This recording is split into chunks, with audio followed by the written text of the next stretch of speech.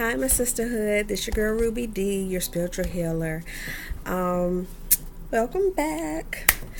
I have so many things to talk about. I want to first start off by kind of recapping what we were talking about previously about love and just love being an action word, and basically love is something you thrive in. Then I kind of came back and told you some things that love wasn't, or love ain't rather. And I wanted to talk about self-love. We're going to start on self-love, and I wanted to talk about peeling back certain layers of yourself and finding out who you are, because that's how you essentially begin to love yourself. Loving yourself for the goods and the bads, because nobody's perfect. We have toxic traits as well, and once we accept those things, then we can, we love ourselves. So within the last few months, I've done that. I've peeled back layers of myself, trying to figure out exactly who's Ruby. And I write in the journal every night, or I try to. Sometimes 2 and 3 times a day. Sometimes I'll, don't feel inspired and I won't write at all. But this is actually one of my old ones. I'm on another journal, but I keep this one because I write everything in it.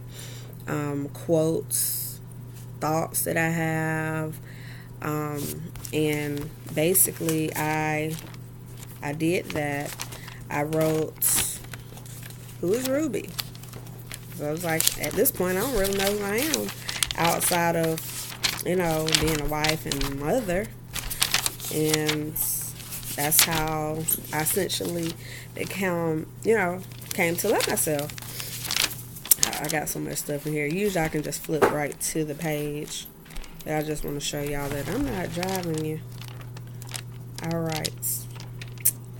And I write my affirmations in here. Ideas, dreams, goals, anything, y'all. My weight loss goal. I have lost 58 pounds, by the way. Thank you. But just anything that helped me heal, I wrote. I took notes off of the inspirational videos that I watched from Les Brown, and Dr. Joe Dispenza. If you ever go on YouTube, look up Dr. Joe Dispenza. He actually really helped me understand my healing and understand that it's just basically us addicted to our misery and pain. So once you kind of understand that, it really helped me. Here we go. Okay. So I don't know if you can see that, but basically, who is Ruby? And I didn't know how to feel that out. And so every day or every time I learned something new about myself, I would just come back and jot it out. The first thing I knew was that I was a lover. I love people. I like helping people. So that was the first thing that I wrote. I knew I'm a lover. So that was, hey, that's a step. So that's what I did. I wrote, I'm a lover. And so just each time that I learned something new about myself, like I said, I jotted it down. But just recently, I want to say Friday, I had a new revelation about myself, and it was kind of heartbreaking. Healing is not fun. Let me just put that disclaimer out there. There is nothing about healing that is fun, hip, and feels good. Healing hurts. Healing hurts. And that's why a lot of people don't do it, because it hurts. You know, it's so easy to, drink the pain away, smoke the pain away, fuck the pain away, just all different things. And I wanted to heal myself, so that I wouldn't carry that baggage, you know, to the next relationship, carry it, to the next generation for my children, because a lot of us, we're dealing with issues that our parents laid on us, so I wanted to just break the curse, stop the cycle, heal, and live a good life, live the best life, and we can do that. It's possible. So, back to one of my revelations.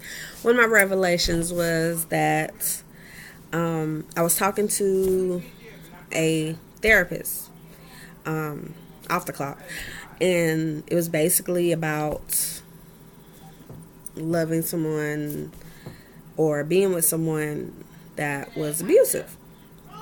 And basically I was like, well, I think I need to get some type of therapy or counseling for my children.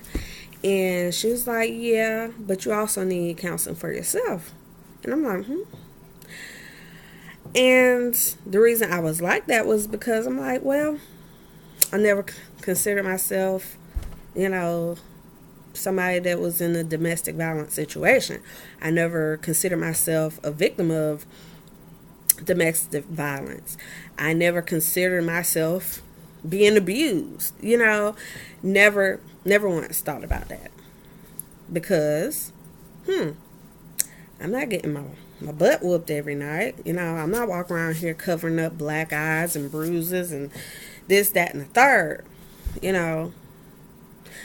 I have been in some physical altercations, and I have been scared, and I have been talked to in a manner in which was not respectful. And so when you look at those things, hello, that's domestic violence. And it made me think, because I know so many people that like, hey, if you're not getting your ass whooped every night, then we fought. We got into a fight. So it wasn't like, it was okay. He came back. We talked about it. Yeah, he called me this stupid ass bitch, dumb ass hoe. But he was drunk, whatever. And it's just like, dang, like, are we that messed up in the head that we don't know that these things are not okay? Like, when did that become acceptable? And I know so many women like that. And it just made me just like, oh my gosh, I have to talk about this, because that is a part of self-love. Like, if you loved yourself, there would be no way you would tolerate, somebody mushing you in your head, or, snatching you up out the car, or your friend's house. Just things like that. Like, those things would not be acceptable. And it's not, oh, well, it only happened one time. Like, it shouldn't have happened at all. Now, I also want to throw this out here. Like, I'm going to start another video because of this time limit that I have.